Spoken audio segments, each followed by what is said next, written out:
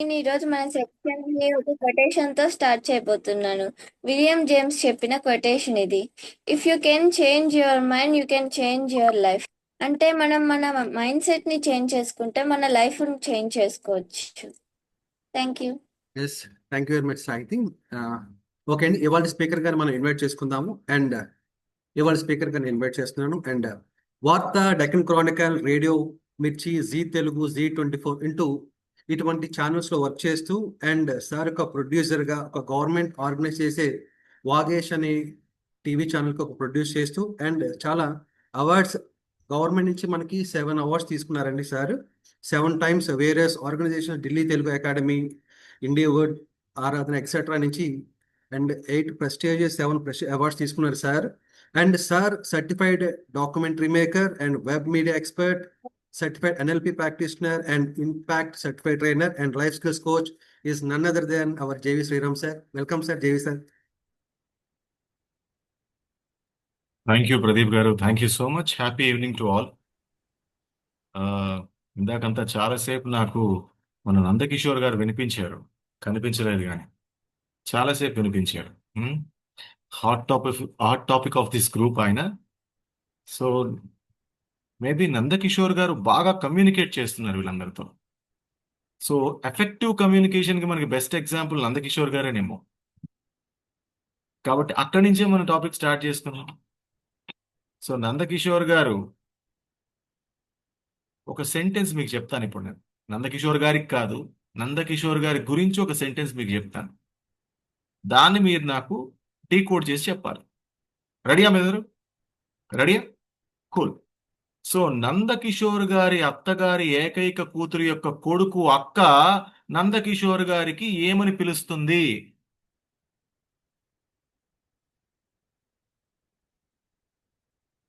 Hand raise చేయండి ఎవరైనా చెప్తాను.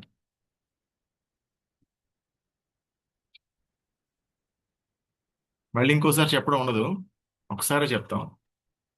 ఆల్రెడీ చెప్పేశాను నేను. సో ఇప్పుడు ఈ సెంటెన్స్ ఎంతమందికి అర్థమైంది? అర్థమైతే ఎవరో బ్రదర్ హ్యాండ్ రైజ్ చేయండి, చాట్లో పెట్టకూడదు. హ్యాండ్ రైజ్ చేయండి, మాట్లాడుకుందాం మనం. ఎవరు హ్యాండ్ రైజ్ చేయరా? ఎస్, మంగ గారు చెప్పండి. బ్రదర్ అనుకుంటున్నాను సార్. అంటే ఫ్లోలో కరెక్ట్ గా వినలేదు, విన్న వరకు కనెక్ట్ చేసిన పాయింట్ బ్రదర్ అనుకుంటున్నాను. అట్లీస్ట్ మీరు అన్మ్యూట్ చేసుకొని ఏదో ఒక ఆన్సర్ చెప్పారు, చాలా సంతోషం. ఇంకెవరైనా చెప్తారా?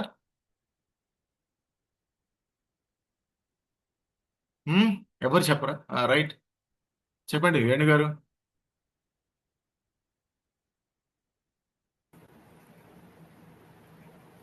Cousin brother sir. ఓకే, నేను ఏం చెప్పానో అది రిపీట్ చేయగలుగుతారా? కొంత కన్ఫ్యూజన్ ఉంది సార్. రైట్, ఇంకెవరైనా చెప్తారా? నేను ఇప్పుడు మళ్ళీ చెప్తాను, మరొక్కసారి డీకోడ్ చేయడానికి ట్రై చేయండి. రైట్, నందకిషోర్ గారి అత్తగారి ఏకైక కూతురి కొడుకు యొక్క అక్క నందకిషోర్ని ఏమని పిలుస్తుంది అని అడిగాను.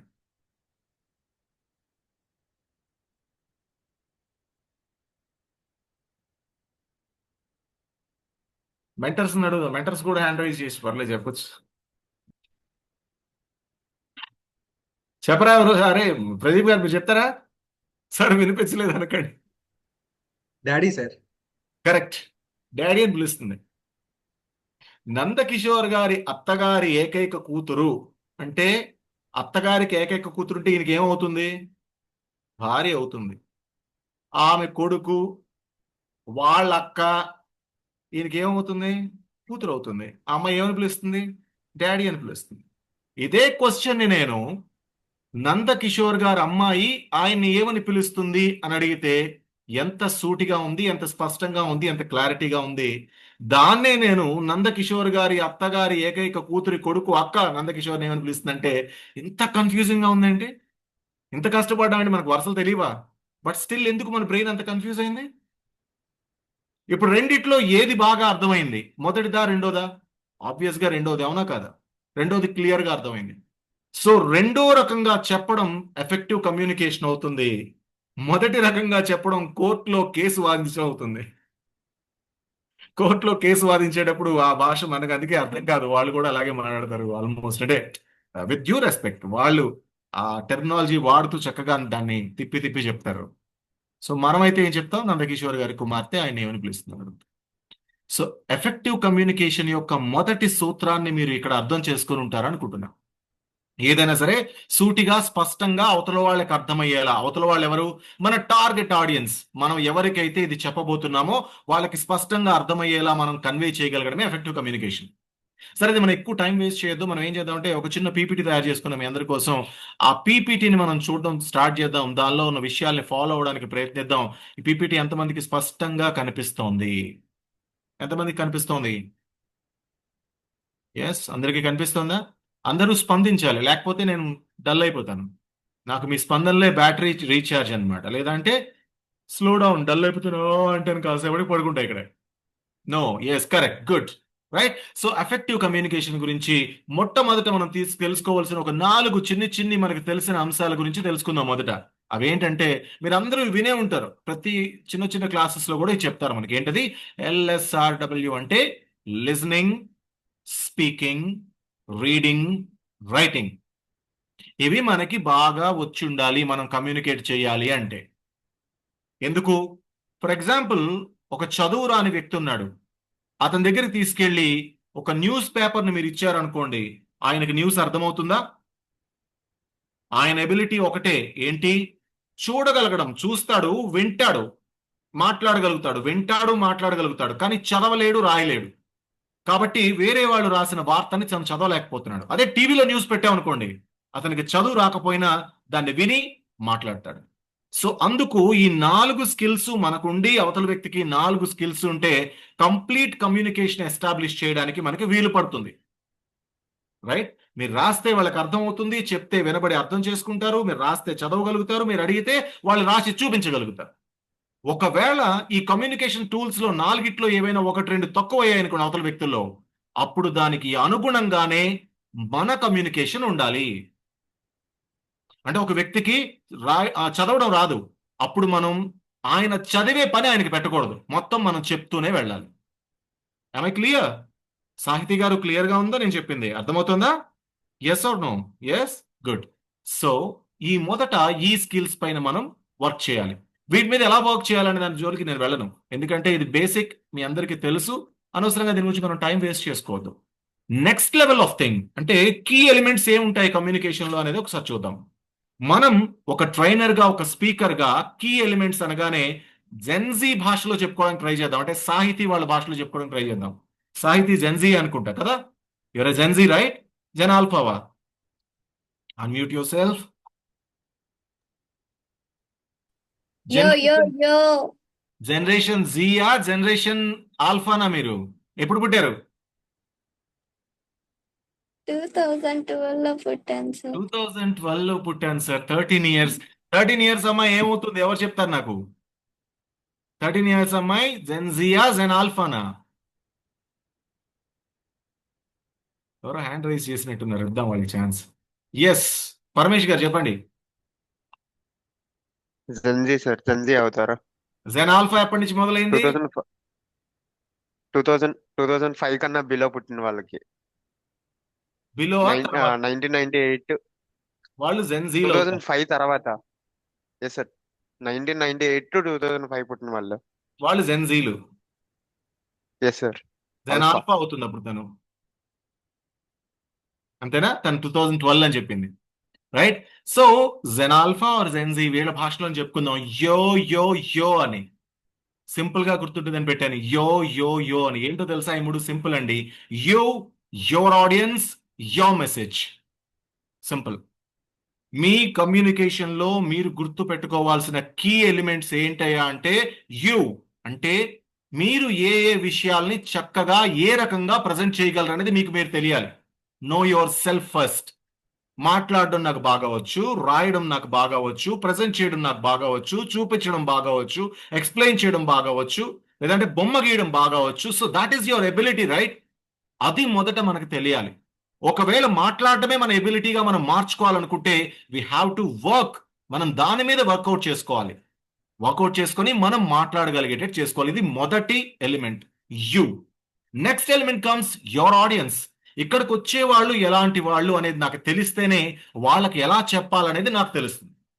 సో ఎప్పుడు మీరు కమ్యూనికేట్ చేయాలనుకున్నా, ఎప్పుడు ఒక కమ్యూనికేషన్ అంటే అడ్రస్ చేయడానికి ఒక గ్రూప్ దగ్గరికి వెళ్తున్నా, ఒక గ్యాదరింగ్ ని మీరు అడ్రస్ చేయబోతున్నా, దాని గురించి మీకు పూర్తి డీటెయిల్స్ తెలుస్తున్నప్పుడే, పూర్తి అంటే వాళ్ళ ఆధార్ కార్డు, పాన్ కార్డు అవి కాదు, పూర్తి డీటెయిల్స్ అంటే వాళ్ళు ఏ ఏజ్ గ్రూప్ ఉన్న వాళ్ళు ఉన్నారు, ఆడవాళ్ళు ఉన్నారా, మగవాళ్ళు ఉన్నారా, మల్టీలింగ్వల్ ఉన్నారా, ఒక భాషకు చెందిన వాళ్ళు ఉన్నారా, ఒక ప్రాంతానికి చెందిన వాళ్ళు ఉన్నారా, చదువుకున్న వాళ్ళ, చదువుకోని వాళ్ళ, ఇలాంటి వివరాలు తెలిస్తే మీకు ఎలా చెప్పాలనేది బాగా అర్థమవుతుంది, ఏ టూల్ వాడాలనేది బాగా అర్థమవుతుంది, ఎలా ప్రజెంట్ చేయాలనేది తెలుస్తుంది.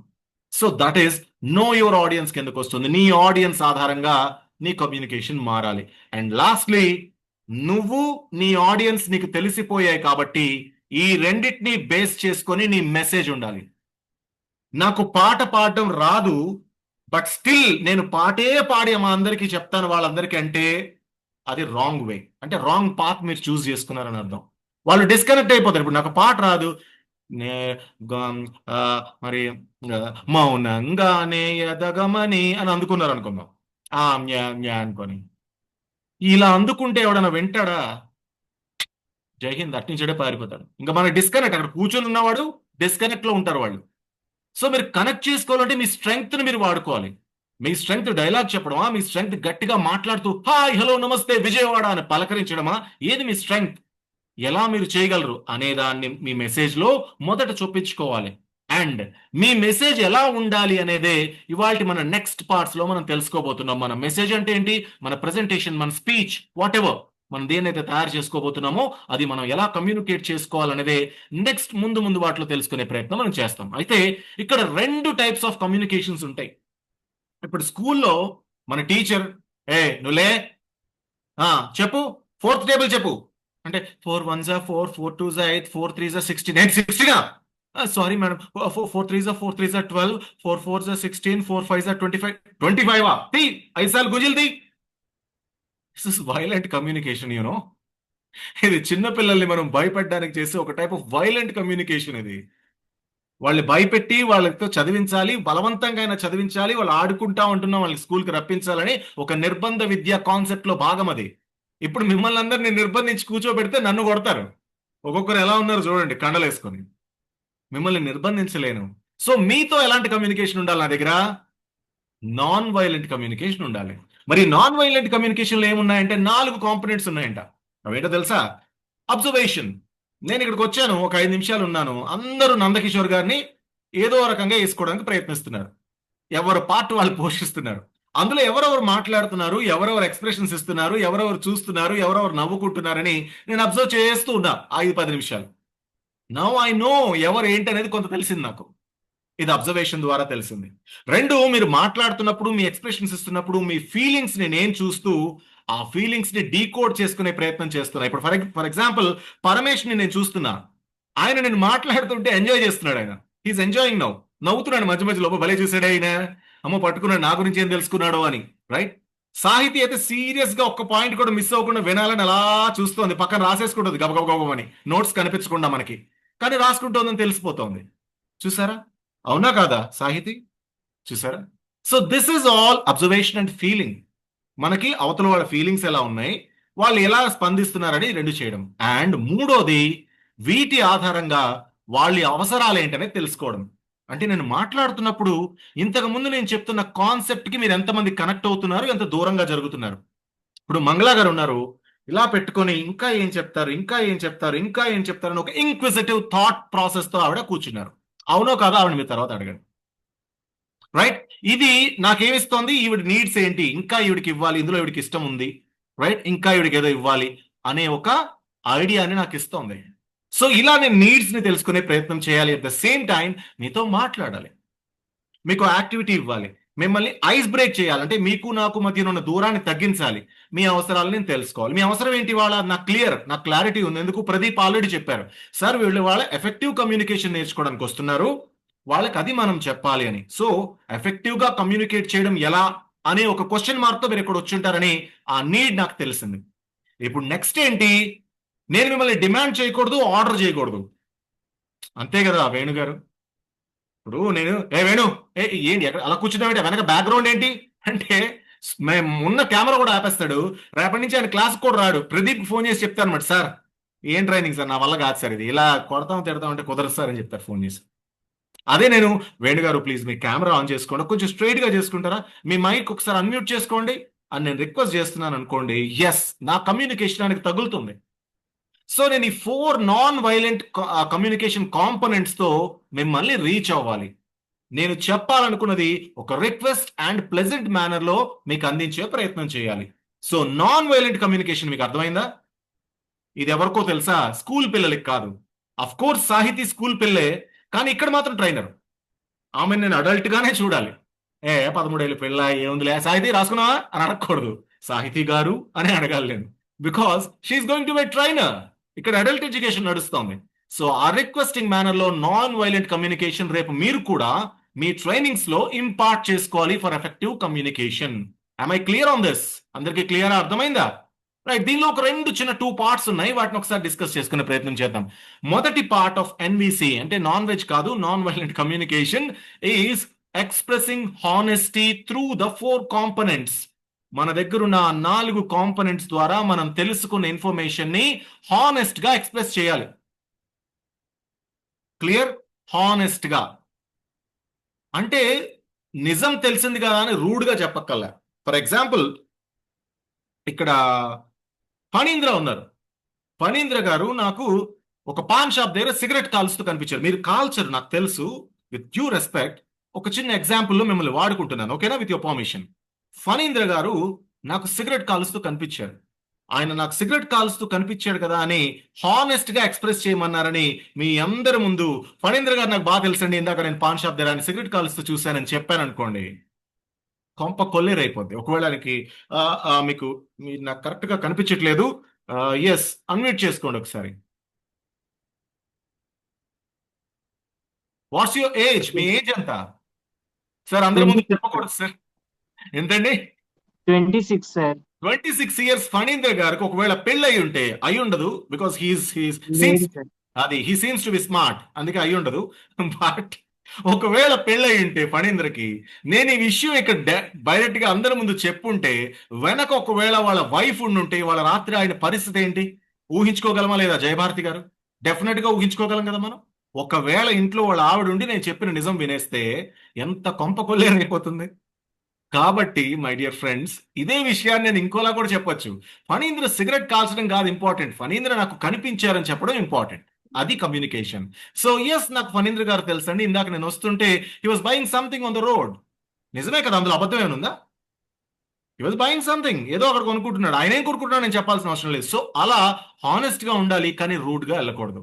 అండ్ ఒకవేళ మీరు తీసుకోవాల్సి వస్తే, అవతల వ్యక్తుల నుంచి మీరు తీసుకోవాల్సి వస్తే 2 విధాలు ఉంటాయి.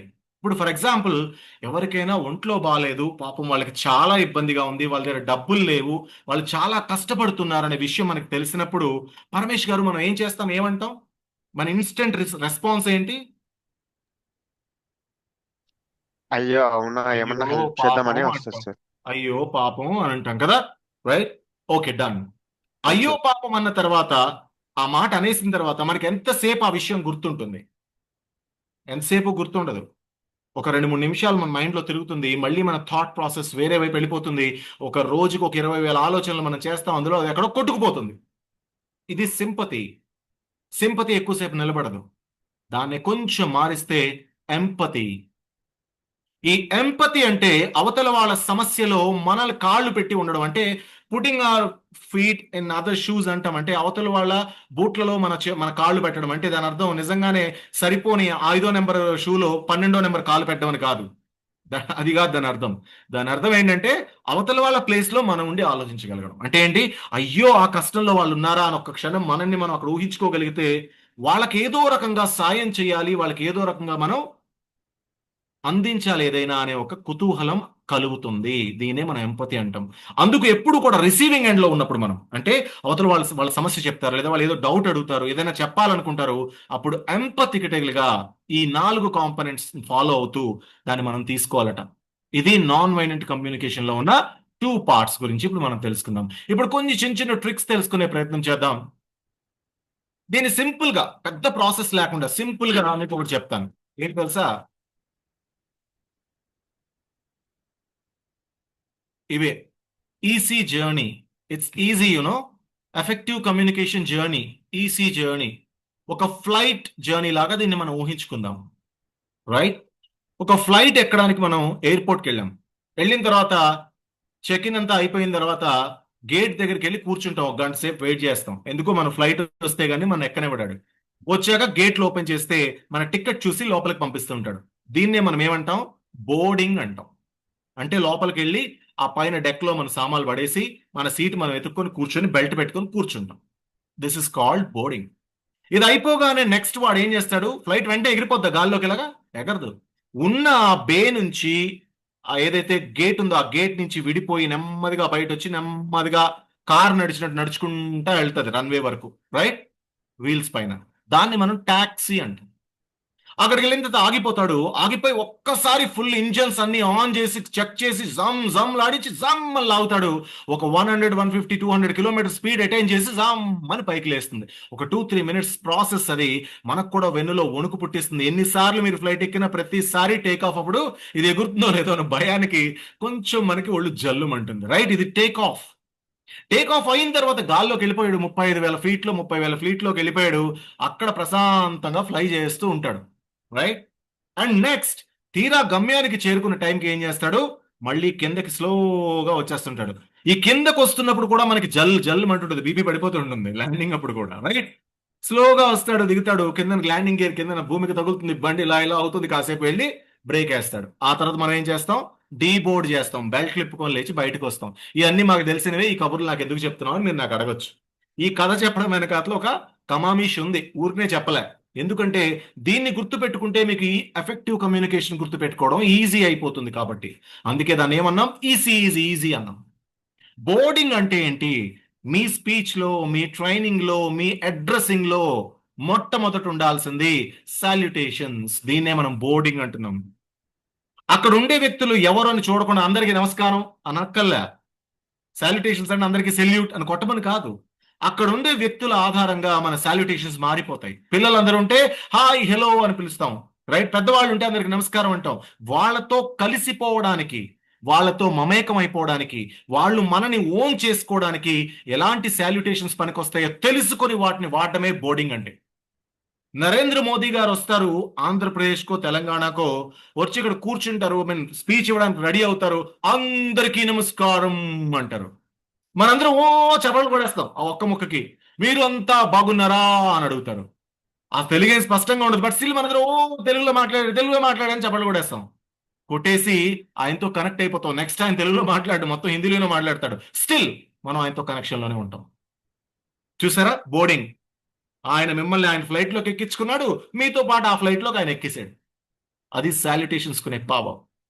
సో దీన్ని మనం బోర్డింగ్ అంటున్నాం. Next taxi. టాక్సీ అంటే ఏంటో తెలుసా? రెస్పెక్ట్. టాక్సీ అంటే వాళ్ళని గౌరవంగా తీసుకెళ్ళాలి. ఎక్కడికి? టేక్ ఆఫ్ కి. కూర్చున్నారు అందరూ వచ్చి, వీళ్ళందరినీ ఒక యాక్టివిటీ ఏదో చేసి నెమ్మదిగా గౌరవంగా వాళ్ళందరినీ అక్కడికి తీసుకెళ్ళాలి. ఎక్కడికి? టేక్ ఆఫ్ దగ్గర, రన్వేకి.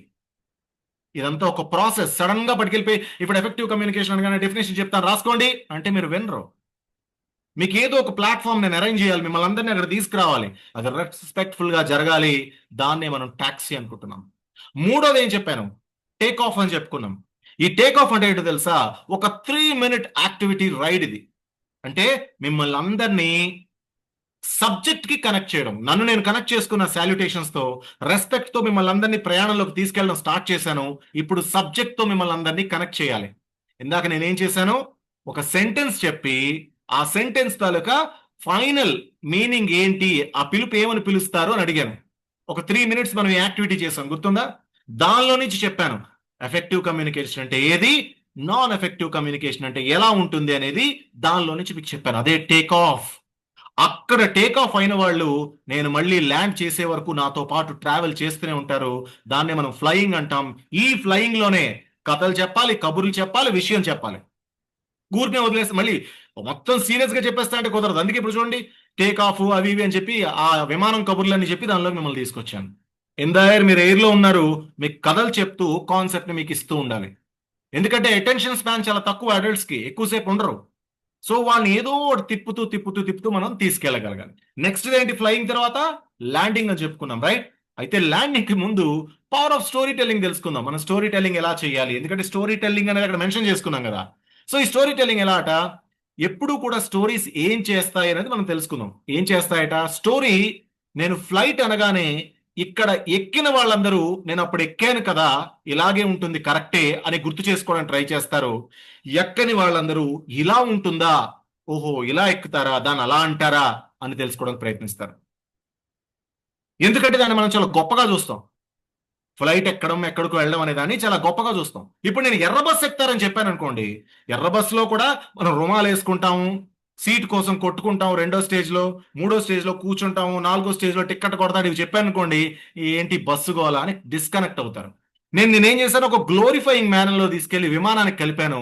విమానం ఇంకా మనకి ఎత్తులో ఉన్న వస్తువే కాబట్టి మనం దాన్ని ఏం చేస్తున్నాం, శ్రద్ధగా వెళ్ళుంటే ఎక్కుంటే రిలేట్ చేసుకుంటున్నాం, ఎక్కకపోతే ఇలా జరుగుతుందని చూస్తున్నాం. అంటే ఏం చేస్తున్నాం, ఆ క్యాప్టివ్ అంటే పట్టుకొని మిమ్మల్ని కూర్చోపెట్టే గుణం ఆ స్టోరీకి ఉంది. ఆ అటెన్షన్, ఆడియన్స్ అటెన్షన్ పట్టుకునే గుణం ఆ స్టోరీకి ఉంది. అది ఎంగేజ్మెంట్. 2, ఇప్పుడు నేను మిమ్మల్ని ఎఫెక్టివ్ కమ్యూనికేషన్ లో 6 స్టేజెస్ ఉంటాయి ఏంటి అని అడిగాను అనుకోండి, ఎవరు చెప్తారు? వేణుగారు, ఏంటి 6 స్టేజెస్? ఇప్పుడే చెప్పుకున్నాం కదా, ఏంటి 6 స్టేజెస్? బోర్డింగ్, ఫ్లయింగ్, బోర్డింగ్, అదే కూర్చున్నారు, తర్వాత ఏమైంది, టాక్సీ నడిచింది, టేక్ ఆఫ్ అయింది, boarding, taxi, take off, flying. Next ఏమొస్తుంది? Landing, landing and deboarding. Deboarding. ఇప్పుడు చూడండి, దాన్నే 2వ పాయింట్ లో పెట్టుకున్నాం, మెమొరీ. ఒక నెరేటివ్ ఏం చేసింది, ఆ రిటెన్షన్ ఆఫ్ ఇన్ఫర్మేషన్ ని ఎన్హాన్స్ చేసింది. అంటే విన్న విషయాన్ని, తెలుసుకున్న విషయాన్ని ఈజీగా గుర్తు చేసుకోవడానికి ఆ స్టోరీ ఏం చేసింది, దోహదం చేసింది. ఇదే మెమరీ. అండ్ ఎమోషనల్ కనెక్షన్, ఇది ఎలా సాధ్యపడుతుందంటే, నేను ఫస్ట్ టైం ఎక్కాను ఫ్లైట్, అప్పుడు ఏం జరిగిందో తెలుసా, నిజంగానే సార్ చెప్పినట్టు అలా ఎక్కుతుంటే ఇలా వణికాను నేను టేక్ ఆఫ్ అప్పుడు అని కనెక్ట్ చేసుకుంటారు చూసారా, that is your emotional connection. ఆ ఎంపతిని, ఆ అండర్స్టాండింగ్ ని అది పురిగొల్పుతుంది. సో స్టోరీకి ఉన్న బలం ఇది. సో స్టోరీని మీ కాన్సెప్ట్ లో ఇముడ్చుకోండి, మీ కాన్సెప్ట్ ని స్టోరీతో పాటు తీసుకెళ్ళండి. ఈజీగా అవతల వాళ్ళు గుర్తుపెట్టుకోవడానికి చాలా అవకాశం ఉంటుంది. నేను గుర్తుపెట్టుకోను అనుకునే వాళ్ళకి మీరేం చేయలేరు, అది వేరే విషయం. గుర్తుపెట్టుకోవాలి అనుకున్న వాళ్ళకి అది ఈజీ అవుతుంది. ల్యాండింగ్ కూడా 2 మినిట్సే.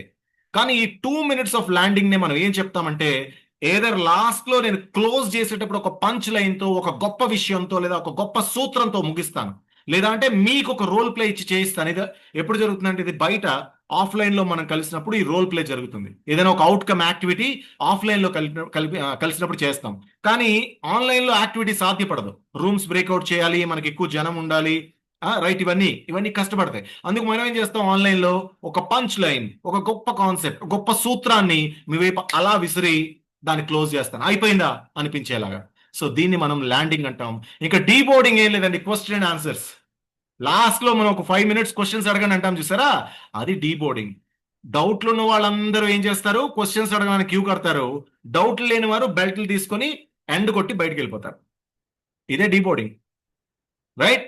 సో ఈ ఈజీ అంటే ఎఫెక్టివ్ కమ్యూనికేషన్ ఈ రకంగా ఈజీగా మనం చేసుకోవచ్చు అన్నది మీకు ఈజీగా అర్థమైందని నేను అనుకుంటున్నా. అయితే ఈ మొత్తం కాన్సెప్ట్ లో మనం ఎప్పుడూ కూడా అడగాల్సిన ఒక 5 ప్రశ్నలు ఉన్నాయి. ఆ 5 ప్రశ్నలకి ఒక తోడు ఇంకో ప్రశ్న కూడా ఉంది. దీన్నే మేము ఏమంటామంటే 5 వైఫ్స్ అండ్ 1 హస్బెండ్. 5 భార్యలు, 1 భర్త, రైట్? మామూలుగా ఆడవాళ్ళు అంటేనే ఎప్పుడు క్వశ్చన్స్ అడుగుతుంటారు కదా. ఎవరో బయట తలుపు కొట్టారు, భర్త వెళ్ళి మాట్లాడొచ్చారు, ఎవరొచ్చారు అంటే, ఆగో పక్కింటి, ఎందుకు వచ్చాడు, ఎందుకు వచ్చాడు అంటే, అదేదో జరిగిందట అందుకు వచ్చాడు అంటే, ఎప్పుడు జరిగింది, ఓ అప్పుడా, అప్పుడు జరిగింది, ఎక్కడ జరిగింది నేను వెంటనే అడుగుతారు, ఎందుకు అలా జరిగింది. వీటన్నిటికీ ఆన్సర్ ఎవరు చెప్తున్నాడు, ఒకే ఒక హస్బెండ్ చెప్తున్నాడు. ఇవన్నీ జోక్స్. ఇక్కడున్న మహిళలందరూ వీటిని సీరియస్ గా తీసుకొని, మీరు మా మహిళల్ని, భార్యల్ని కించపరుస్తున్నారని నా మీద యుద్ధానికి మాత్రం రాకండి, రైట్? అక్కడ 5 W's 1 H వచ్చింది కాబట్టి దాన్ని మేము 5 వైఫ్స్ అండ్ 1 హస్బెండ్ అని గుర్తు పెట్టుకోవడానికి ఈజీగా ఒక స్టోరీ చెప్తున్నా మీకు, అంతే. 5 వైఫ్స్ అండ్ 1 హస్బెండ్, ఇది గుర్తుంటుంది కదా ఈజీగా. అండ్ హౌ అని లాస్ట్ ఒక క్వశ్చన్ వస్తుంది. ఈ 6 క్వశ్చన్స్ కి మీ కాన్సెప్ట్ కి సంబంధించి మీ దగ్గర ఎప్పుడు ఆన్సర్ ఉండాలి. క్లియర్? మనం ఏదైతే ప్రజెంట్ చేయబోతున్నామో, ఏదైతే కమ్యూనికేట్ చేయబోతున్నామో, ఏదైతే మనం చెప్పాలనుకుంటున్నామో దానికి సంబంధించి 5 Wలు 1 Hకి మన దగ్గర ఎప్పుడు ఆన్సర్ ఉండాలి. దాంతో మనం ఎప్పుడు సిద్ధంగా ఉండాలి. అయితే క్వశ్చన్ అడిగినప్పుడు చెప్పేటప్పుడు ఎక్కడో దొరికేస్తాం. కమ్యూనికేషన్ క్లారిటీ కూడా ఉండదు. అందుకు అవి నేర్చుకోండి. అట్ ద సేమ్ టైం ఒక కీ ఫ్యాక్టర్స్, ఎఫెక్టివ్ కమ్యూనికేషన్ లో కీ ఫ్యాక్టర్స్ ఉన్నాయి. ఏవేంటో తెలుసా? మొట్టమొదట శ్రద్ధగా వినడం, active listening. Listening, passive listening, active listening, ఈ 3 వేరే. లిజనింగ్ అంటే వింటారు, ఈ చెవిలో వింటారు, ఈ చెవిలోంచి ఇలా వెళ్ళిపోతుంటది, ఆల్రెడీ గాలి పుస్ అని సౌండ్ వస్తుంటది, మనకి వెళ్ళిపోతా ఉంటుంది, రైట్? ప్యాసివ్ లిజనింగ్ ఏదో చూసుకుంటూ ఉంటారు, మధ్య మధ్యలో ఏవో పాయింట్స్ వింటా ఉంటారు, అవి బుర్రకి ఎక్కుతాయో లేదో మనకు తెలియదు. కానీ యాక్టివ్ లిజనింగ్ వాళ్ళలో ఇన్వాల్వ్ చేసుకొని జోన్ అవుట్ అయిపోకుండా, అంటే ఫ్లైట్ అనగానే వీళ్ళు ఫ్లైట్లోకి వెళ్ళిపోతారు, ఇక్కడ ఉండరు, మరి దాన్ని జోన్ అవుట్ అంటాం. అలా జోన్ అవుట్ అయిపోకుండా చెప్తున్న విషయం దగ్గరే కూర్చొని వినడాన్ని మనం యాక్టివ్ లిజనింగ్ అంటాం. సో ఈ యాక్టివ్ లిజనింగ్ చాలా చాలా అవసరం. 2, నాన్ వెర్బల్ క్యూస్. దీన్ని డీకోడ్ చేసుకోవడం రావాలి, అవతల వాళ్ళకి చెప్పడం కూడా రావాలి. ఫర్ ఎగ్జాంపుల్ ఇలా అన్నాం అనుకోండి, ఈ సింబల్ చూపించామనుకోండి, అందరూ ఏమనుకుంటాం? ది సూపర్, చాలా బాగుంది అని అర్థమవుతుంది, అవునా? మీ అందరూ ఓకే చెప్పండి అని అందరూ ఇలా హ్యాండ్ ఇలా పెట్టి ఎస్ థంబ్ చూపిస్తున్నారు, నాకు ఓకే అని అర్థమవుతుందా లేదా? సో ఇలా exchange of non verbal cues కూడా మనకి ఖచ్చితంగా తెలియాలి. అండ్ ఫీడ్బ్యాక్ లూప్ ఎప్పుడు కూడా ఉండాలి. అంటే ఏంటి?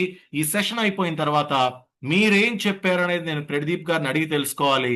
అలాగే ప్రదీప్ గారు మా పార్టిసిపెంట్స్ ఎలా ఉన్నారు, ఎవరెవరు ఏం చేశారు అనేది తెలుసుకునే ప్రయత్నం చేయగలగాలి. ఈ లూప్ అలా కంటిన్యూస్ గా నడుస్తూ ఉండాలి. అప్పుడే మనం ఎక్కడ మిస్ అయ్యామనేది మనకు తెలుస్తుంది, వాళ్ళు ఇంకా ఏం కోరుకుంటున్నారనేది మనకు తెలుస్తుంది, వాళ్ళు ఏం మిస్ అయ్యారనేది వాళ్ళకి తెలుస్తుంది, రైట్? సో ఈ కమ్యూనికేషన్ ఫీడ్బ్యాక్ లూప్ అన్నది కంటిన్యూస్ గా జరగాలి. దీన్నే మనం కీ ఫ్యాక్టర్స్ ఆఫ్ ఈసీగా చెప్తాం. అండ్ నెక్స్ట్ వచ్చేదాన్ని మనం క్లారిటీస్ గా చెప్తున్నాం. 5 క్లారిటీస్ ఉండాలట మనకి. ఇది చాలా ఇంట్రెస్టింగ్ గా ఉంటుంది, చూడండి. 5 క్లారిటీస్. ఈ 5 క్లారిటీస్ ని నేను వేరే ఒక దీనిలోంచి, ఒక కాన్సెప్ట్ లోంచి తీసుకొచ్చి ఇక్కడ దీన్ని ఇమిడ్చాను. సో అందుకు కొంచెం శ్రద్ధగా వినడానికి ట్రై చేయండి. Very easy. మనం ఏమైనా చెప్పినప్పుడు అది ఎంత క్లియర్ గా ఉండాలని చెప్పడం కోసమే ఈ 5 క్లారిటీస్ అని చెప్తాం. Clarity in writing, clarity in image, clarity in audio, clarity in visual, clarity in audience అని చెప్తున్నాం. సో మొదటిది క్లారిటీ ఇన్ రైటింగ్. ఒక్కసారి ఇక్కడ కనిపించబోయేదాన్ని మీరు అందరూ చదవడానికి ప్రయత్నించండి. ఎవరైనా నాకు దాన్ని చదివి వినిపించండి. ఎస్, చిరంజీవి గారు ప్లీజ్ అన్మ్యూట్ యువర్ సెల్ఫ్. దాన్ని చదవండి సార్. మీ ఆడియో రావట్లేదేంటి? నాదేమైనా మ్యూట్ అయిపోయిందా? ఎవరికి రావట్లేదా, నాకే రావట్లేదా? ఐ థింక్ మీ ఆడియో ఎవరికి రావట్లేదు. That's okay. శ్రీరామ్ అనే వస్తోందా? మీకు వస్తోందా సరస్వతి గారు? నాది కాదు, చిరంజీవి గారి గొంతు వినిపిస్తోందా? నో సార్, సార్ వాయిస్ రావట్లేదు.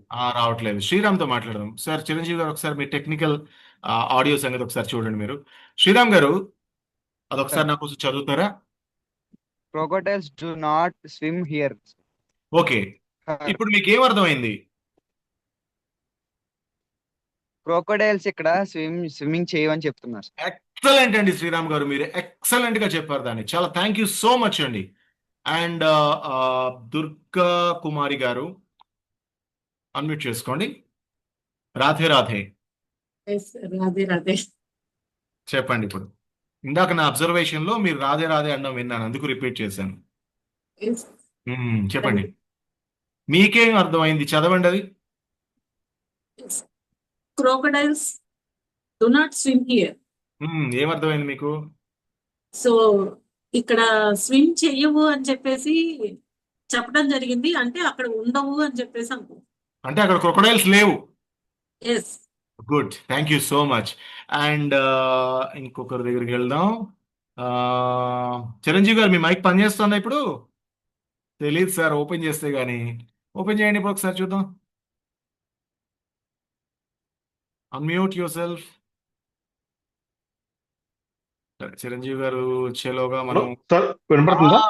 వినపడుతోంది ఇప్పుడు స్పష్టంగా. సార్ అక్కడ అదర్ ఫార్మ్ ఏంటంటే it is saying that crocodiles are not is there over here. Crocodiles ఉన్నాయా లేవా? లేవు అక్కడ. క్రొకడైల్స్ లేవు. మనుషులు హ్యాపీగా స్విమ్ చేయొచ్చు అనే దానికి సింబల్. యా, గుడ్ అండి, thank you so much Chiranjeevi గారు. దీనికి మొత్తం 3 మీనింగ్స్ ఉన్నాయి. ఇంకో మీనింగ్ ఎవరైనా హ్యాండ్ రైజ్ చేసి చెప్పగలుగుతారా? ఎస్ జయభారతి గారు. Crocodiles do not swim here అంటే అక్కడ ముసళ్ళు ఉన్నాయి, సో మీరు స్విమ్ చేయకూడదు. మీరు తోపండి ఎలా అయినా సరే, అసలు తోపు అంతే. నెక్స్ట్ పరమేష్ గారు కాదు, పరమేష్ గారు ఆల్రెడీ మాట్లాడినట్టున్నారు. మంగా గారికి ఇద్దాం. సేమ్ నేను కూడా తను చెప్పిందే చెప్దాం అనుకున్నాను. అండ్ వన్ మోర్ థాట్ వచ్చేసి పొగ తాగుట ఆరోగ్యానికి హానికరం అని చెప్పేసి బాటిల్ ఇచ్చే చెప్తారు, కాబట్టి స్విమ్ చెయ్యవు కాబట్టి కనబడవు, జాగ్రత్తగా ఉండండి అని కూడా అర్థం వస్తుందని నేను అనుకుంటున్నాను. చాలా క్రియేటివ్ గా ఆలోచించారు మీరు. Okay, right, thank you. So crocodiles do not swim here. Crocodiles ఇక్కడ ఉన్నాయి, మీరు ఇక్కడ స్విమ్ చేయకండి. ఇది వాళ్ళ ఉద్దేశం, యాక్చువల్ ఉద్దేశం అదే. ఇక్కడ క్రొకడైల్స్ ఉన్నాయి, do not swim here. Crocodiles do not swim here. Crocodiles ఇక్కడ స్విమ్ చెయ్యవు, అది రెండో అర్థం. ఇంకా మూడోది కూడా చెప్పొచ్చు మనం. Crocodiles do not swim here. Crocodiles ఏం చెయ్యవు, ఇక్కడ మీరు ఈత కొట్టుకోండి. రైట్? క్రొకడైల్స్ డూ నాట్ అంటే నథింగ్ అనుకోవచ్చు కదా సింపుల్ గా. డూ నాట్ స్విమ్ హియర్, ఇక్కడ స్విమ్ చేయండి హ్యాపీగా. ఇందులో క్లారిటీ ఏది నిజం? ఇక్కడ క్రొకడైల్స్ ఉన్నాయా లేవా, మనం స్విమ్ చేయొచ్చా, అవి స్విమ్ చేస్తున్నా, ఏది క్లారిటీ? నిజానికి ఆ సైన్ బోర్డ్ ఎందుకు పెట్టించుకున్నారంటే ఇక్కడ మొసళ్ళు ఉన్నాయరా బాబు, ఇక్కడ ఎవరు స్విమ్ చేయకండి అర్థం అవడం కోసం పెట్టారు. కానీ ఫస్ట్ ఇన్స్టెన్స్ లోనే మన వాళ్ళు చెప్పారు, ఏం చెప్పారు? ఇక్కడ క్రొకడైల్ స్విమ్ చేయవు, మీరందరూ స్విమ్ చేసుకోండి అని అర్థమైంది వాళ్ళందరికీ. ఒకవేళ వీళ్ళందరూ వెళ్ళి అక్కడ దూకుంటే మనందరూ పరిస్థితి ఏంటి? ఇదే రైటింగ్ లో క్లారిటీ అంటే, ఇదే రైటింగ్ లో క్లారిటీ లేకపోతే ఇలాగే కర్మ కాలిపోతుంది. సో మీరు రాసేటప్పుడు ఆ క్లారిటీ మిస్ అవ్వకుండా రాయండి. ఎలా రాస్తారో మీ ఇష్టం, కానీ క్లారిటీ మాత్రం మిస్ అవ్వద్దు. రెండో క్లారిటీ ఏం చెప్పాను? ఇమేజ్ క్లారిటీ అని చెప్పాను. రైట్? ఒక్కసారి ఒక ఇమేజ్ ని మనం చూసే ప్రయత్నం చేద్దాం. రైట్? ఈ ఇమేజ్ లో మీకు అక్కడ కనిపిస్తుంది ఏంటి? నలుగురు చూస్తున్నారు, ఆల్రెడీ కింద ఒకటి పడుంది, దాన్ని నలుగురు చూస్తున్నారు. అది ఏంటో మీరు నాకు చెప్పండి. అది ఏంటి? నాకు చాట్ బాక్స్ లో ఆన్సర్ పెట్టండి, నేను చూస్తున్నాను. చాట్ బాక్స్ లో అది ఏంటో ఆన్సర్ పెట్టండి. What is that? ఆ కింద ఒకటి పడుంది, దాన్ని నలుగురు చూస్తున్నారు, అది ఏంటి?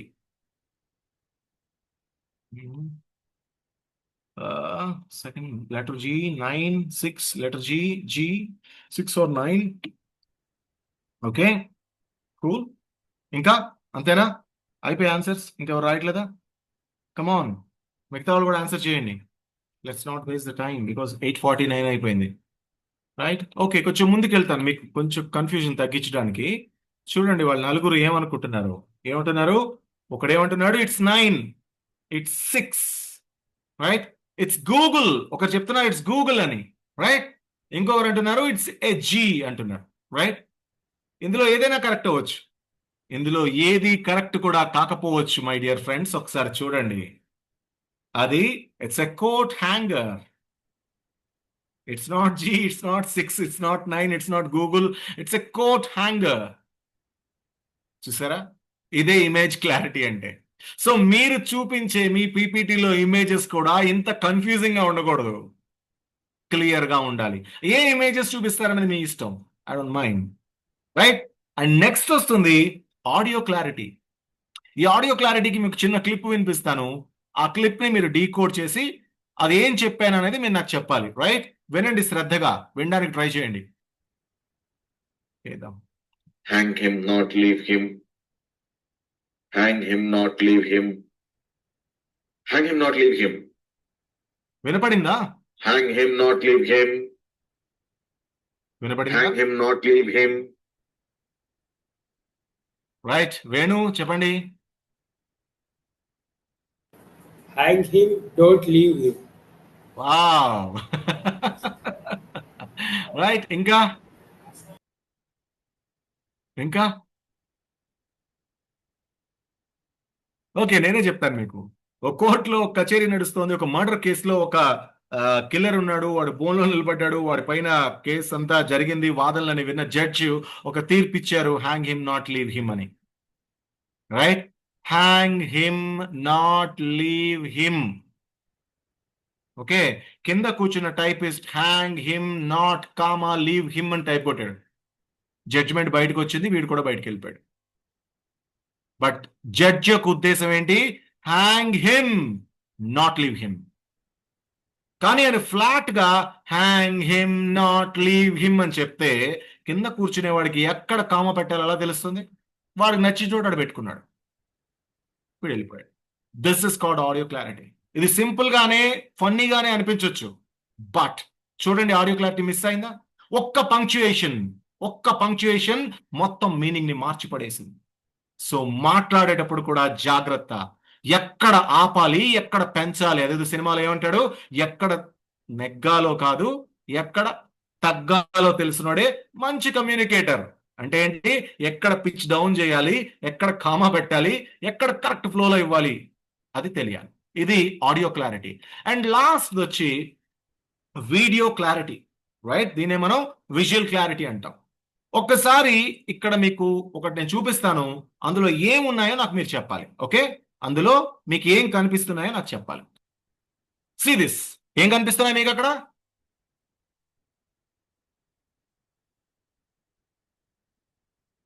అన్మ్యూట్ చేసుకుంటారా, చాట్ కొడుతున్నారా? చాట్ కొట్టండి పోనీ చూస్తాను. చాట్ లో వెయిటింగ్, ఏమి రాలేదు ఇంకా. Hang him not leave they ఉన్నారు. రాడిష్, వెరీ గుడ్, బాగా చూసారు, వెరీ గుడ్, ఎక్సలెంట్. ఇంకా రాడిష్, ఇంకా radish plates, excellent, very good. ఇంకా సరే, ఇంకెక్కువ లేట్ వద్దు, ఇప్పుడు మనం చూద్దాం. అందరూ జాగ్రత్తగా చూడండి దాన్ని, రైట్?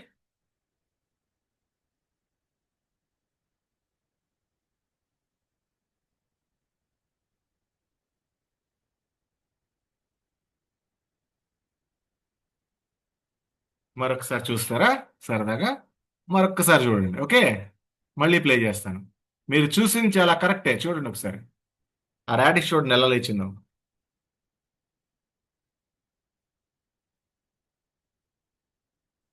దీన్నే మనం విజువల్ క్లారిటీ అంటున్నాం. మనం చూపించేది స్పష్టంగా ఉండాలి. నేను పక్షులను చూపిస్తానని రాడిష్ చూపించి దానిలోంచి పక్షులను తీసుకొస్తే ఏం చూపిస్తున్నాడు ఈయన అనుకుంటాం. ఒకవేళ చూడలేని వాళ్ళు ఉంటే సరిగ్గా చూడలేకపోవచ్చు కూడా. పక్షులే అనుకోవచ్చు కొందరు రాడిష్ అనుకోవచ్చు. సో విజువల్ క్లారిటీ అనేది కూడా చాలా ఇంపార్టెంట్ అని చెప్పడం కోసమే అది మీకు నేను ప్లే చేసి చూపించాను. ఐ హోప్ మీకు క్లారిటీస్ గురించి అర్థమైంది. అండ్ లాస్ట్ వన్ వచ్చి ఆడియన్స్ క్లారిటీ. మన ఆడియన్స్ ఎవరో మనకు తెలియాలి. వాళ్ళు ఎక్కడి నుంచి వస్తారు, వాళ్ళ కల్చర్ ఏంటి, వాళ్ళ ట్రెడిషన్స్ ఏంటి, వాళ్ళ భాష ఏంటి, వాళ్ళ భాషలో డయలెక్ట్ ఏంటి. తెలుగు భాష అందరూ మాట్లాడతారు, కానీ తెలుగు భాషలోనే తెలంగాణ భాష వేరే, ఆంధ్ర భాష వేరే. మళ్ళీ తెలంగాణలోనే ఉత్తర తెలంగాణ వేరే, హైదరాబాద్ వేరే. ఆంధ్రలోనే కృష్ణాలో వేరే, ఈస్ట్ గోదావరిలో వేరే, వెస్ట్ గోదావరిలో వేరే, శ్రీకాకుళంలో వేరే, రాయలసీమలో వేరే, నెల్లూరు భాష వేరే మళ్ళీ, రైట్? ఇన్ని డయాలెక్ట్స్ ఉన్నాయి, ఇన్ని మాండలికాలు ఉన్నాయి, ఇన్ని భాషలు ఉన్నాయి. ఒక చోట చిమ్మడం అంటే, ఆంధ్రాలో చిమ్మడం అంటే ఏంటి? స్ప్రెడ్ అవ్వడం అని అర్థం. అదే తెలంగాణలో చిమ్మడం అంటే చీపురు పట్టుకొని తూడవడం, ఊడవడం అని అర్థం, రైట్? ఇలా భాషకి, ట్రెడిషన్స్ కి, కల్చర్ కి, డెమోగ్రఫీ, ఇవన్నీ కూడా ఆడియన్స్ లో తేడాలకు కారణం అవుతున్నాయి. సో ఇవన్నీ మనం తెలుసుకొని, మన ఆడియన్స్ ఎవరో తెలుసుకొని ఉంటే వాళ్ళకి మనం ఎలా కన్వే చేస్తే వెళ్తుంది, వాళ్ళకి అర్థమవుతుంది, వాళ్ళు రిసీవ్ చేసుకోగలుగుతారనే క్లారిటీ మనకు వస్తుంది. అందుకు ఆడియన్స్ క్లారిటీ మనకి మస్ట్. సో ఇవి 5 C's. క్లియరా? నెక్స్ట్కి వెళ్ళొచ్చా? ఇప్పుడు ఇక్కడ ఒకటి రాశాను నేను, అది ఎవరైనా వద్దులేండి, ఎవరు చదివి వినిపించకండి. అదేంటో అందరికీ తెలుసు కదా. ఇప్పుడు దీని అర్థం ఏంటో మిమ్మల్ని అడిగితే మీరు ఏం చెప్తారు? మీ అందరికీ తెలుసు, ఎవరు చెప్పొద్దు నాకు, మీ మనసులో పెట్టుకోండి దాని అర్థం. ఇప్పుడు నేను చెప్తా దాని అర్థాలు చూడండి. ఇంగ్లీష్లో దాని అర్థం ఎ branch of astro-Asiatic language family spoken by tribal people of central and eastern India. ఒక భాష, ఒక చిన్న భాష యొక్క పేరు అది. ఇంకొక అర్థం చూడండి, నేమ్ ఆఫ్ ఎ ట్రైబ్. దాని అర్థం ఒక నేమ్ ఆఫ్ ఎ ట్రైబ్, ఒక తెగ యొక్క పేరు అది. ఇంకా చూడండి, పంజాబీలో అదంటే ఏంటి? ఒక అబ్బాయి, మేల్ చైల్డ్, ఒక మగ అబ్బాయిని అలా పిలుస్తారు, రైట్? ఈ పదం చూడండి, లాస్ట్ లో కిందన పెట్టాను, మన తెలుగు పదమే, రైట్? మనందరం రండి అంటే చాలా గౌరవంగా వాళ్ళని పిలుస్తున్నట్టు, కానీ పొరపాటున మనం నార్త్ ఇండియాలోకి వెళ్తూ మన వాళ్ళనే రండి అని పిలిచినా కూడా వాళ్ళు అఫెండ్ అయిపోతారు. ఎందుకు? దాని అర్థం వేరే. ఇప్పుడు దాని అర్థం నన్ను మీరు అడగండి, మీరే తెలుసుకోండి. అందుకు డెమోగ్రఫీ, మిగతా డీటెయిల్స్ అని మనకు తెలిసి ఉండాలి. దాన్ని బట్టి మన భాష, మన వ్యక్తీకరణ, ఆ కల్చర్ ఆధారంగానే మనం మసలుకోవాల్సి వస్తుంది. ఇప్పుడు 7 C's ఆఫ్ కమ్యూనికేషన్, దీన్ని ఒక్కసారి ఒక విహంగ వీక్షణం చేయండి. మన కమ్యూనికేషన్ లో ఈ 7 C'లు ఉండాలట. అవేంటో ఒకసారి చూద్దాం. అంటే మనం ఆల్మోస్ట్ ఆఖరికి వచ్చేస్తున్నాం కాబట్టి ఇవి తెలుసుకొని వెళ్ళిపోవడానికి. ఏంటట, ఫస్ట్ క్లారిటీ ఉండాలి. మీ మెసేజ్ ఎప్పుడు క్లియర్ గా ఉండాలి. మనం ఈ 5 క్లారిటీస్ లో తెలుసుకున్నాం. మీ మెసేజ్ ఎప్పుడు కంప్లీట్ గా ఉండాలి. ఇక్కడే మనం ఆల్రెడీ తెలుసుకున్నాం 5 W's and 1 H. ఈ ఆన్సర్లనే మన దగ్గర ఉండాలి. మీ మెసేజ్ ఎప్పుడు కరెక్ట్ గా ఉండాలి. నాన్ వైలెన్స్ కమ్యూనికేషన్ లో ఏం చెప్పాం, హానెస్ట్ గా మనం చెప్పాలన్నాం, అదే కరెక్ట్. మీ మెసేజ్ ఎప్పుడు కాన్సైజ్ గా ఉండాలి. అంటే ఓ సోది చెప్పకూడదు. మొట్టమొదటి ఎక్సర్సైజ్ చేశాం కదా, ఏంటది, నందకిషోర్ గారి అత్తగారి ఏకైక కూతురి కొడుకు యొక్క అక్క నందకిషోర్ని ఏమని పిలుస్తుంది, అది కాన్సైజ్ కాదు, ఓవర్ యాక్షన్. అది నందకిషోర్ వాళ్ళ అమ్మాయి ఆయన ఏమని పిలుస్తుంది, అది కాన్సైజ్, రైట్. అండ్ 5వది కన్సిడరేషన్, అవతల వాళ్ళ తాలూకు ఒపీనియన్స్ ని కన్సిడర్ చేస్తూ వాళ్ళు ఎవరో తెలుసుకుంది దాని తగ్గట్టుగా మనం ఇవ్వడం కన్సిడరేషన్. అండ్ 6వది కాంక్రీట్, ఫ్యాక్ట్స్ తో సహా మాట్లాడాలి. ఏం మాట్లాడినా ఊరికే వేగ్ గా మాట్లాడకూడదు. 7వది కర్టసీ, రెస్పెక్ట్ ఇవ్వాలి. ఎక్కడి నుంచే నాకు తీసుకొని ఉంటే దాన్ని అక్కడి నుంచి తీసుకున్నాను, వీళ్ళ దగ్గర నుంచి స్వీకరించాను, వాళ్ళు చెప్పింది కోట్ చేస్తున్నానని కోట్ చేసి చెప్పాలి. ఈ 7నే మనం 7 C's ఆఫ్ కమ్యూనికేషన్ గా మనం చెప్పుకుంటాం. Excuse me. లాస్ట్ లో ఒక చిన్న టెక్నిక్ చెప్పుకొని మనం ముగించుకునే ప్రయత్నం చేద్దాం. దాన్ని మనం పెస్ట్ అంటున్నాం. ఈ పెస్ట్ అంటే ఏం లేదండి, మనలో చాలా మంది ఈగోకు పోయి మాట్లాడని మాటలు అనమాట. ఏంటో తెలుసా, please, excuse me, sorry, thanks. ఈ 4ని నాలుక మీద ఎప్పుడూ ఉంచుకోవడానికి ప్రయత్నించండి. మంచి కమ్యూనికేటర్స్ అవుతారు. ప్రతిదానికి ముందు ప్లీజ్ చెప్పగలిగితే చాలా బాగుంటుంది. ఇప్పుడు ఒక పక్కనున్న వ్యక్తిని పెన్ అడగాలనుకోండి, ఒకసారి నీ పెన్ ఇస్తావా అని అడగడం వేరు, మే ఐ అని యాడ్ చేసి అడగడం వేరు. ఒక్కసారి మీ పెన్ ఇవ్వగలుగుతారా, అందులో ఎంత గౌరవవాచకం ఉంది, రైట్. అదే ప్లీజింగ్, రైట్.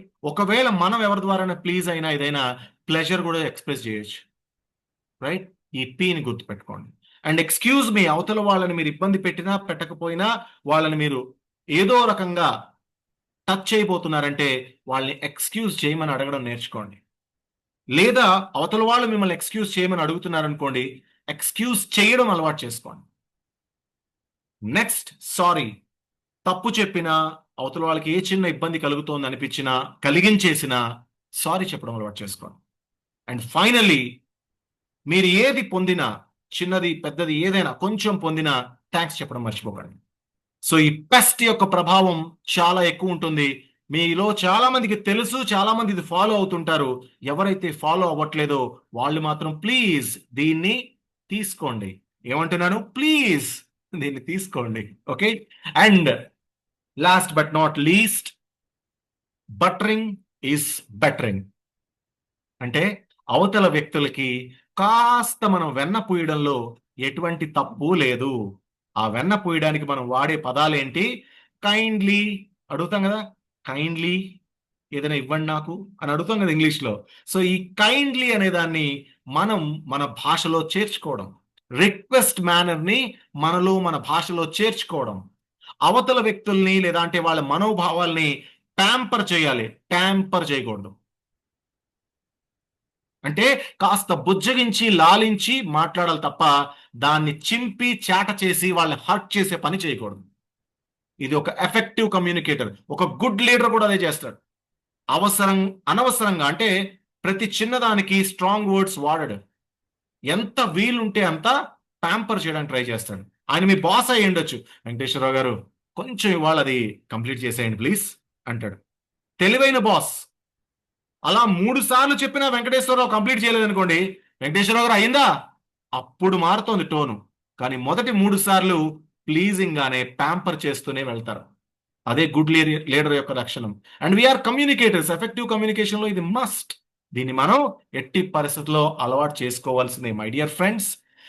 అండ్ ఎప్పుడూ కూడా ఏ సెంటెన్స్ ని, ఏ కాన్వర్జేషన్ ని నెగటివ్ తో స్టార్ట్ చేయకండి. ఇప్పుడు చాలా మంది మన తెలుగు వాళ్ళే ఏదైనా ఒక క్వశ్చన్ అడిగాం అనుకోండి, మీరు వస్తున్నారా అంటే కాదు అది ఏమైందంటే, మొదట ఏమన్నారు, కాదు అది కాదు అని మొదలు పెడతారు. అది కానే కాదు ఇంక జీవితంలో.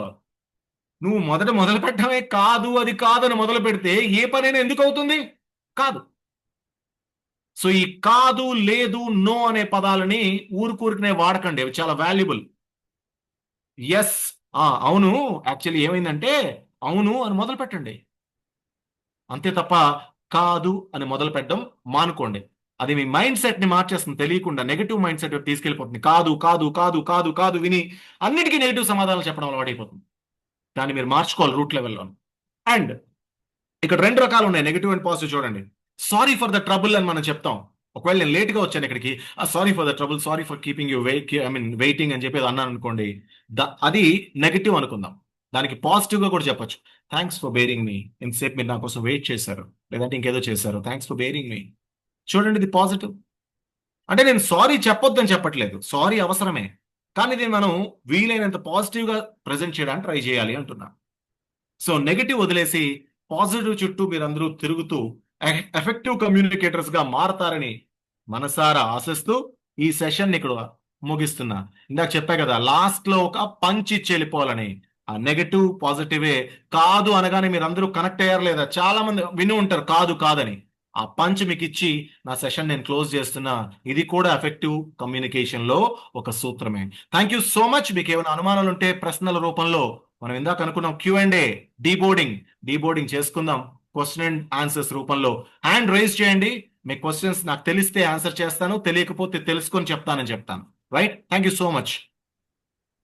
Thank you sir. Thank you Jaya sir for wonderful session. And before coming to question answers, and ఇవాళ సెషన్ మనకి జయభారతి గారు సమ్మరైజ్ చేస్తారు.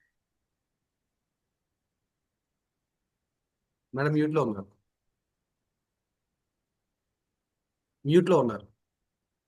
అంటే నేను వాళ్ళకి అన్మ్యూట్ ఆప్షన్ తీసేశాను కదా, అందుకు పాపం.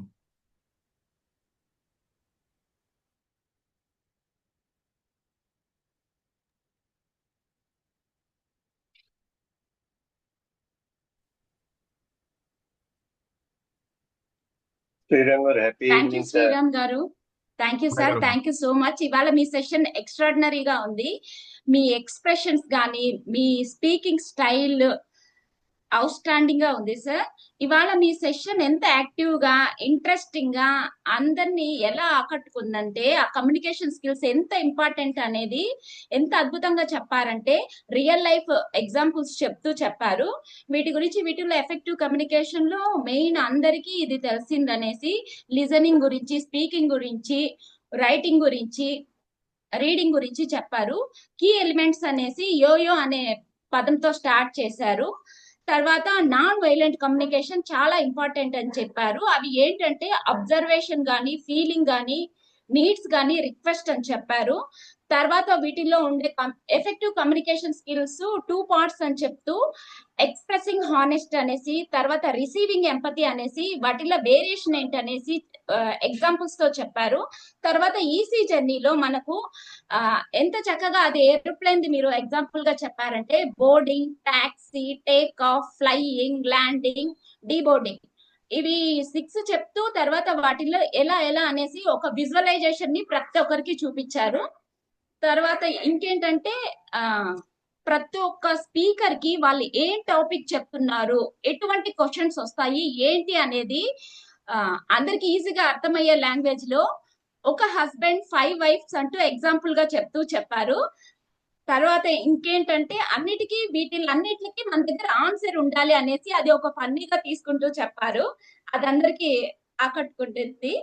తర్వాత ఈసీలో active listening, non verbal cues, feedback loop, ఇవి 3 చాలా ఇంపార్టెంట్ అనేసి 5 క్లారిటీస్ గురించి, తర్వాత ఆ 5 క్లారిటీస్ ఏంటంటే writing clarity, image clarity, audio clarity, video clarity అనేసి ఈ 5 గురించి ప్రతి ఒక్కరి దగ్గర చెప్పిస్తూ, చాట్ బాక్స్ లో పెట్టండి అంటూ, తర్వాత ఆడియో రూపంగా చెప్పండి అంటూ చెప్పారు సార్. ఆ తర్వాత ఒక్కొక్క వర్డ్ అనేది ఒక్కొక్క లాంగ్వేజ్ లో ఒక్కొక్క లాగా ఉంటుంది అనేసి, వాటిలో ఏంటంటే మనకు ముండా అనే లాంగ్వేజ్ గురించి, అది ఒక లాంగ్వేజ్ అనేసి అది చెప్పారు. దాని తర్వాత అది పంజాబ్ లో ఒక మేల్ చైల్డ్ ని ముండా అంటారనేసి, ఇంకొకటి రండి అంటే అది నేను చెప్పను, అది నేను చెప్పకూడదు, మీరే తెలుసుకోండి దాని అర్థం అంటూ అందరికి మెదడుకు మేతనిస్తూ చెప్తూ వచ్చారు. తర్వాత మెయిన్ మన ఎఫెక్టివ్ కమ్యూనికేషన్ లో ఈ 7C అనేది చాలా చాలా ఇంపార్టెంట్ అని చెప్పారు. అవేంటంటే మనం ఏం టాపిక్ చెప్తున్నామో దానికి ఒక క్లారిటీ ఉండాలని, ఆ టాపిక్ కి కంప్లీట్నెస్ అనేది ఉండాలని, అది కరెక్ట్ గా ఉండాలనేసి, అది కూడా ఏదేదో అని ఎంతో చెప్పకుండా కన్సైజ్ గా ఉండాలనేసి ఆ టాపిక్ ని, తర్వాత కన్సిడరేషన్ గా ఉండాలని, కాంక్రీట్ గా ఉండాలని, ఆ టాపిక్ లో కర్టసీ అనేది ఉండాలనేసి చెప్పారు. తర్వాత ఈసీ టెక్నిక్లలో PAST అనేది పెస్ట్ అనేది ఇది ప్రతి ఒక్కరికి ఓన్లీ ఒక కమ్యూనికేషన్ స్పీకర్ కే కాకుండా ప్రతి ఒక్కరికి ఇది చాలా ఇంపార్టెంట్. ఇది అందరూ కూడా అలవాటు చేసుకోవాలని చెప్పారు. అదేంటంటే please, excuse me, sorry, thanks. A situation కైనా మనం ఆ సిచ్యువేషన్ ను బట్టి ఈ 4 ఫాలో అవ్వాలని చెప్పారు. తర్వాత ఈజీ ఈజ్ ఈజీ అని, బటరింగ్ ఈజ్ బెటరింగ్. అంటే ఇప్పుడు ఏదైనా సరే మనము ఒక కైండ్ నేచర్ తో రిక్వెస్టింగ్ గా ప్యాంపర్ చేస్తూ చెప్తే ఆ ఎఫెక్టివ్ వేర్ అనేసి, కమాండింగ్ తో హార్ష్ గా చెప్తే అది వేర్ అనేసి ఆ డిఫరెన్స్ చెప్తూ వచ్చారు. తర్వాత ఈజీ ఈజీ నెగిటివ్, అది ఈజీ అనేసి negative versus positive.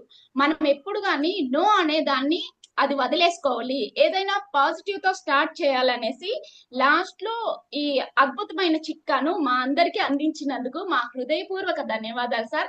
Thank you so much sir ఇవాళ మీ సెషన్ కి. Thank you Jayavardhan.